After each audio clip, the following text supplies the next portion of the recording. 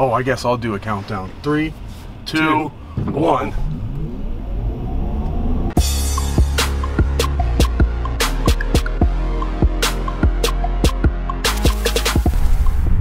At least somebody defined it for once.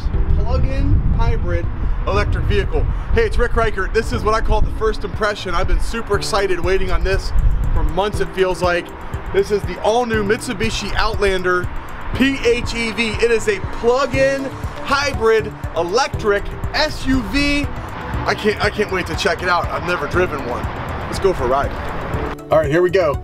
First turn on. I don't think you're gonna hear a roaring V8.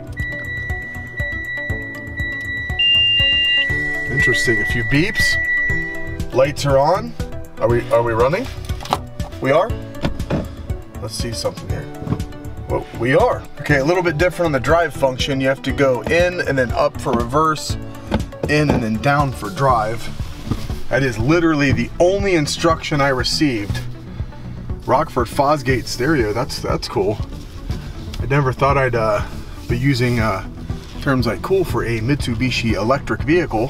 I know somebody who knows a whole lot about these. Let's go get some actual expertise from one of our product specialists. Yo, where's Nick at?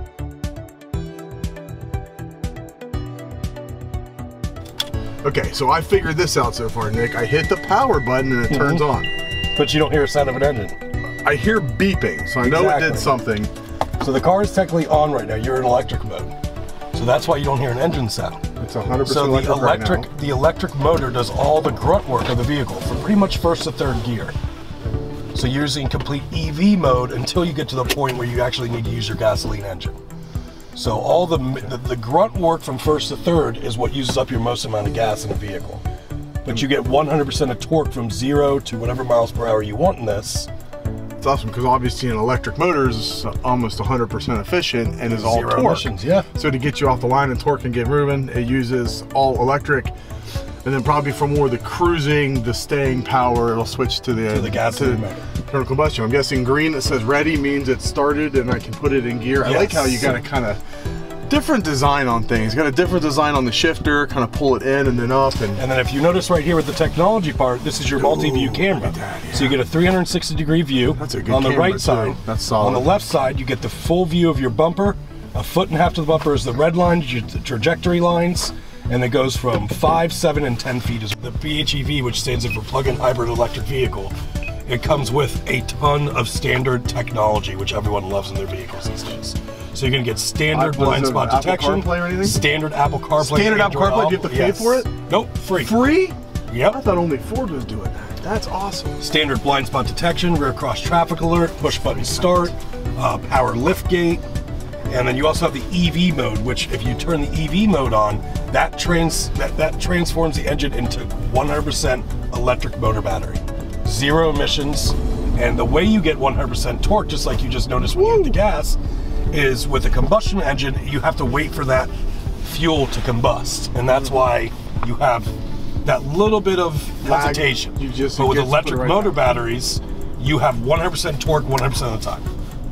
If I had a full tank of gas and a full charge battery, what is the, I mean, do you have any idea what the full long range single, don't need to stop, obviously the bathroom's not considered, just over 300 miles depending on driving habits? I think it's exactly 370. That's awesome.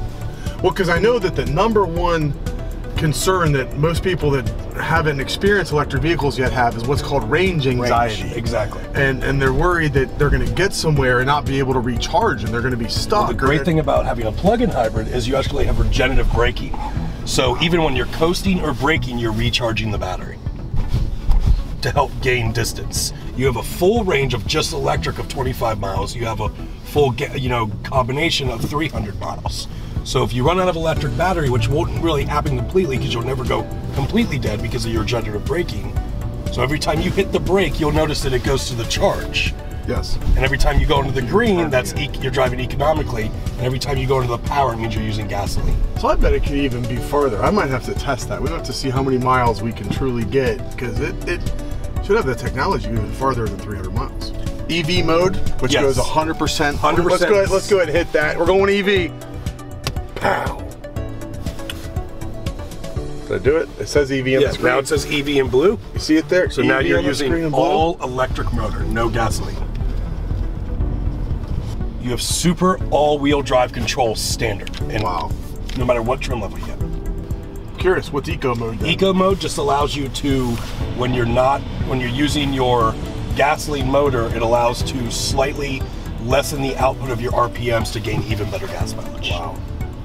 It's the only high plug-in hybrid vehicle on the market that includes a DC fast charger. So that means you can charge up to 80% in less than 30 minutes. On DC, so a standard Yes. wall outlet. A standard wall outlet in your house would be a level 1 or level 2. Level 1, level 2. DC would be a commercial charging, Which is- like what you would find at like Okay. a mall or something like that. So if I wanted to literally just take this home today, and I might, if I just want to take this home, I'm going to drive it for a few days and check it out, and I want to try to use as much electricity, like the battery power as I can, rather than, what, does it come with it everything comes with I a standard level 1 charger. So you can do a level 1 at home. I get home tonight, I can plug it in Yep, just to your wall outlet. into the wall outlet. That is fantastic. The level 2 would be kind of like your washer and dryer, your dryer outlet.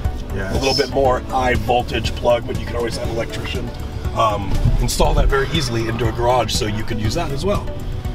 We have definitely hit a new age in automotive, and this is exciting and this is fun. I think I'm going to take it home and plug it in, and I'm going to spend a couple days. So look for a follow-up video soon on my long-term test results. Thank you, Nick. You're very, very welcome. Awesome. Nick Zavaloff, if you want to contact him, Ricart.com. Got phone numbers on there, 614-836. 6251. 6251. Ask for Nick. Tell you all about these. Come out and drive one. This is awesome.